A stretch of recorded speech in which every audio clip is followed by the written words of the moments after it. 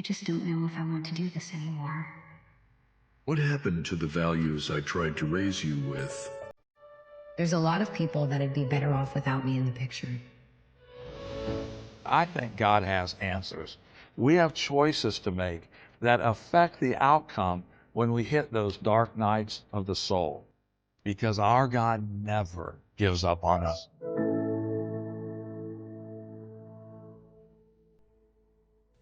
Hi, I'm Phil, and it's my pleasure to welcome you to the newest series from Walk Through the Bible called Courageous, Choosing Faith When You Want to Give Up. The question on the table is, have you ever felt like quitting? I mean, I'll just come straight with you. I have, in numerous areas of life. Maybe you felt like just hanging it up at work, like that flight attendant who pressed the emergency door exit. Thankfully, the plane was still on the ground. The emergency chute, it let loose, and then he let loose with his thoughts about some of his coworkers and what he thought about the company he worked with. And then he just jumped out the door onto the chute and rode off onto the horizon. Maybe not quite that dramatic, but there's been times in my life when I've thought, I just don't know if I want to do this anymore. It can be with a relationship. We think of this most of all in the context of marriage. Ellen and I have now been married 44 years, and by God's grace, we really do love each other. But there's been times along the way when I just thought, I don't know if I want to continue to do this. What do we do at moments like that?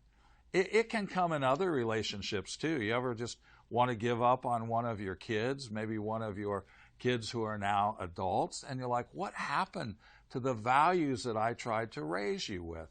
It can be all sorts of things. It can be wanting to give up on your church. It's full of imperfect people just like you, just like me. But sometimes, and this happened a lot since the pandemic, a whole lot of people just said, I'm still a Christian, I just don't like hanging out with Christians.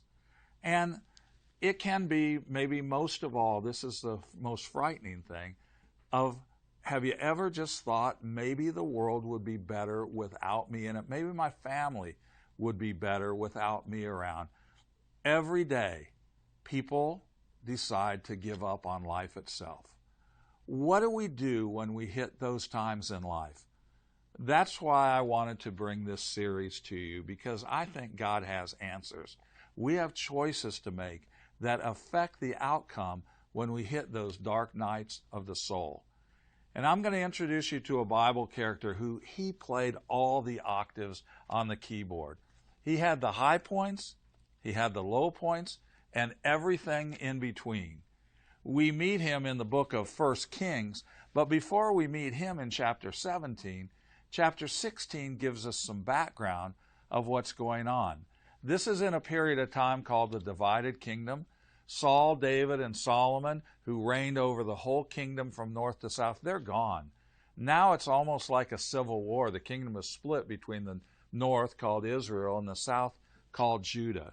And we pick up the story in verse 29 of 1 Kings 16.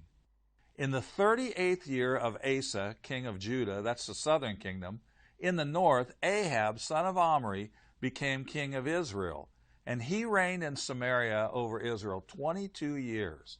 Ahab, son of Omri, did more evil in the eyes of the Lord than any of those before him. So a couple observations from these verses. First of all, we know Ahab reigns over Israel 22 years.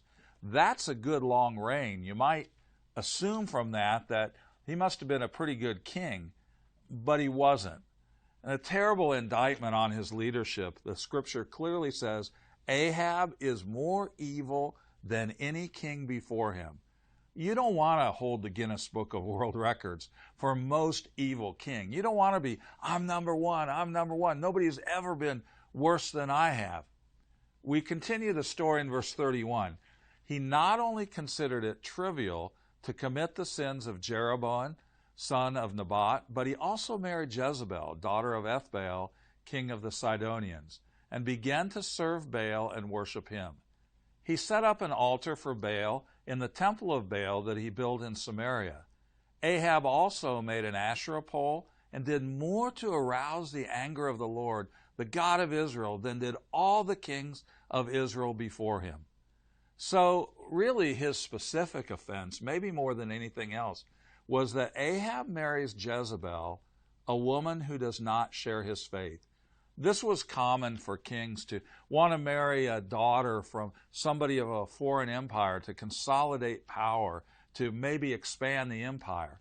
But when Ahab took Jezebel as his wife, she brought with her foreign gods that were not the one true God of Israel.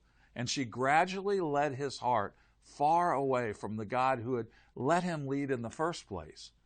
God becomes very angry when they began to worship the false god Baal. Baal was a fertility god, not only in terms of sexual fertility, but also promised abundant harvests and that kind of thing. And we'll see all that becomes very significant in this story. God is not just going to ignore this situation. He's going to raise up someone to confront it. And he chooses a man whose name is Elijah. And we meet him in 1 Kings chapter 17. This lesson is called preparation. Before Elijah ever has a big public ministry, God's got to work in his life personally. Verse 1, Now Elijah the Tishbite from Tishbe in Gilead, where else would one find a Tishbite but in Tishbe, he said to Ahab, As the Lord the God of Israel lives, whom I serve, there will be neither dew nor rain in the next few years, except at my word. Elijah was a prophet, a spokesperson for God to the northern kingdom of Israel in the 9th century BC. He was probably born about 900 BC, so in the 800 BCs is when he ministered. His name literally means Yahweh is my God. Yahweh, the most holy name for God himself.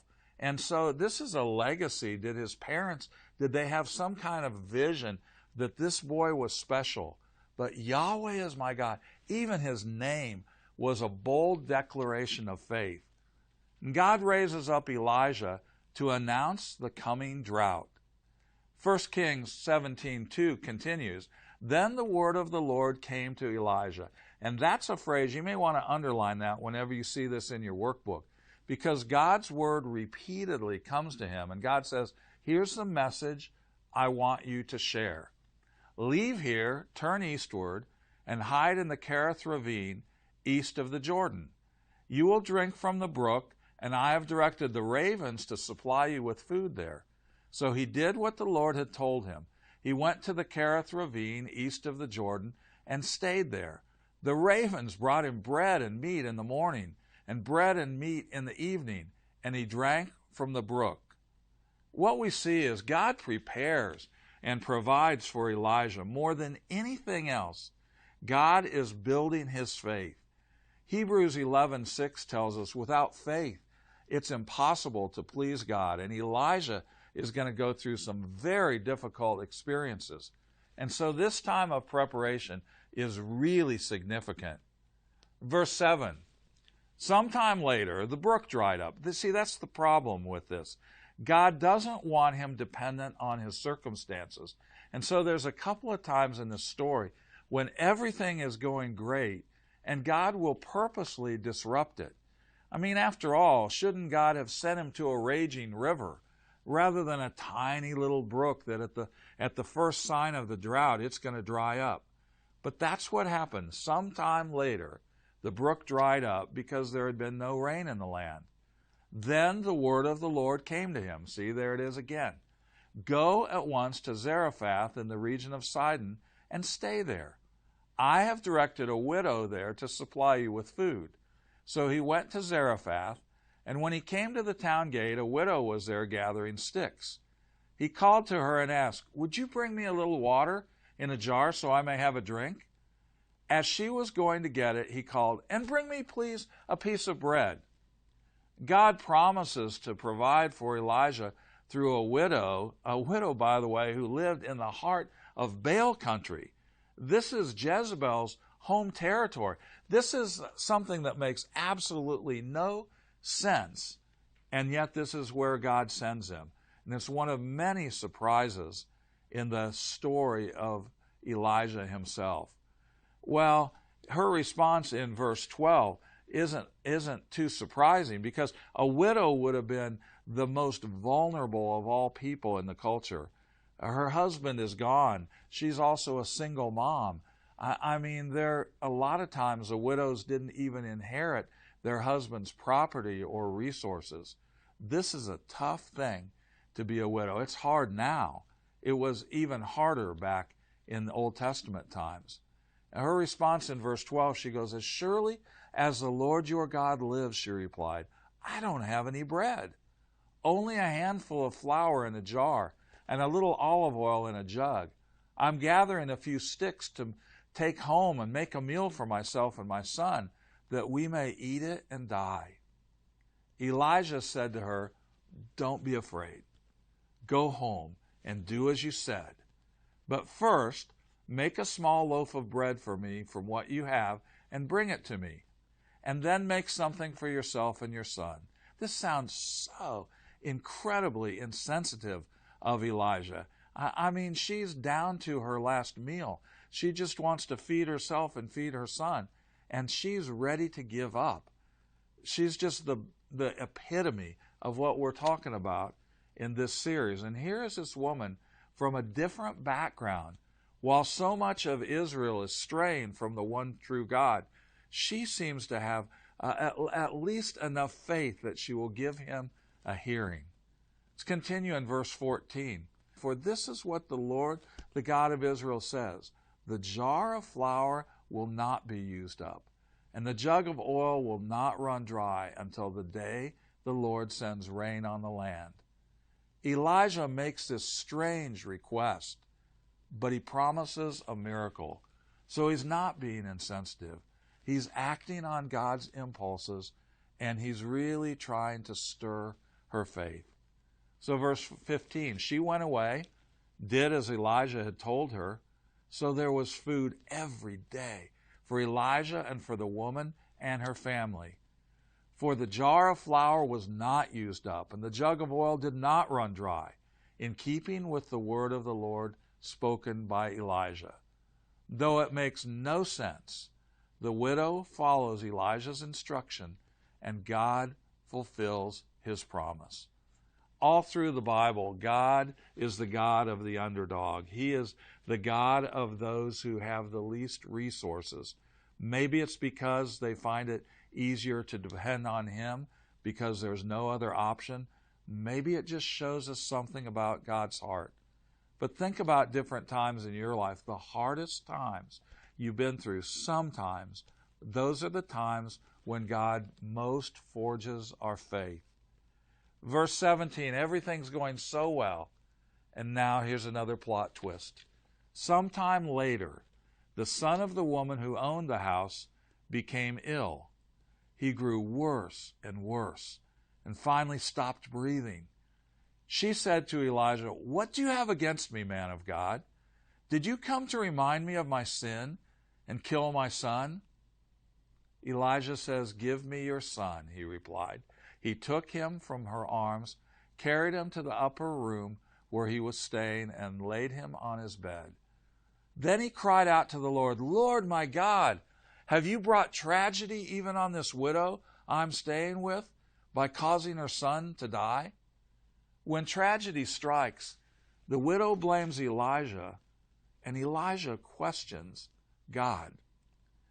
I think it's so important to realize how God responds to us. There's not a hint of condemnation toward Elijah or toward the woman. God doesn't say, "Elijah, you're my prophet. Get it together." I mean, really, you ought to trust me by now. Look how I provided you. It was just like the manna and the quail in the wilderness. Ravens delivered your food twice a day. That's better than DoorDash. I mean, that's better than any delivery service. It was miraculous. Haven't I proven myself to you? There's none of that. And what an encouragement to us that when we're hurting the most, we can be honest with God. It's taken a long time in my life to stop proofreading my prayers. I used to not understand the book of Psalms at all. I'm like, how did this make the cut? This guy David, who wrote most of the Psalms, he's worse than I am. He's up and down and all over the place.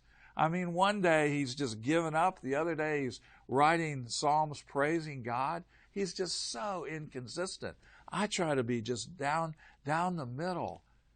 But you know that comes with a price tag, because sometimes I forfeit authenticity in my prayer life. Lord, I'm tempted to say I'm disappointed because you didn't answer this prayer the way I really hoped you would. But I know you're God and I'm not, so of course I'm not disappointed. Well, I am. I'm just not going to be honest about it. And God says, you know what? I can handle your doubts. I can handle your questions. Just be open with your questions, but be equally open to my answers, because when I hear you, I will meet you at your point of need. And the answer very often is not what I want, or if I were God, the way I could script it, but God knows what he's doing. And I love Elijah's he's so real here. Verse 21, then he stretched himself out on the boy 3 times and cried out to the Lord, Lord my God, let this boy's life return to him. The Lord heard Elijah's cry, and the boy's life returned to him. He had stopped breathing. All of a sudden he breathes again. Elijah picked up the child, carried him down from the room into his house. He gave him to his mother and said, look, your son is alive. In spite of Elijah's doubts, God brings the boy back to life. So many times we can make our faith the activator of God. And God says, yes, I need you to believe. I need you to trust me. But there's been times in my life I've reduced faith, trust, to a work. I've made it depend on me. I just gotta try a little harder. I just gotta get any shred of doubt away. And then God's hands will be untied. God is not dependent on your mature faith or my deep trust in him. He wants us to trust him. But this is a season of preparation. He's building Elijah's faith at the same time that God is reaching this woman and showing his true nature to her. God is the ultimate multitasker. The woman responds in verse 24, now I know that you are a man of God, and that the word of the Lord from your mouth is true. In each of these sessions, we'll summarize a big idea, and then we'll go to discussing it with the people you're with. In this session, I think the main idea is this.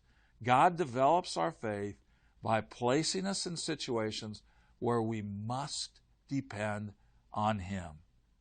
There's times when life is difficult, and God will actually let it move from being difficult to just downright impossible. God lets us get in those situations, and he doesn't always bring healing, like with this boy in the story. Sometimes we lose our loved ones, but God always wants to be intimately involved in that situation, and he lets our situations become so difficult, maybe humanly even impossible, so that we will learn to trust him. And this lesson of faith that Elijah is learning in this first session, it's going to be mightily put to the test the next time we get together in session 2. But right now, there's a lot of great questions in your workbook. But let me go ahead and ask you the first question so you can get off to a fast start. Groups don't do well when the first question is, well, what did you think? That group will wander all over the place. So here's your first question. Think about your life. Think about a time when you've been in despair, when you've been tempted to quit, whether that's in marriage or about a church or wanted to walk away from God, or you're just fed up with your job. Maybe you've even despaired about even just continuing to live. How did God meet you in that situation? How did he build your faith? It's great to study Elijah, but that's third person. You know, it's very possible that you're still in that situation now. So don't just share the stories where, and God came through and we all lived happily ever after, especially if you're struggling right now. Trust the people you're with. open up your heart, then pray for each other, encourage each other, but let God deepen your faith, my faith, just like he did with Elijah. It's a great start in this first session, but it's just the beginning. And we're going to see how God leverages this faith that he's building into Elijah the same way as he does in your life and mine. Go for it.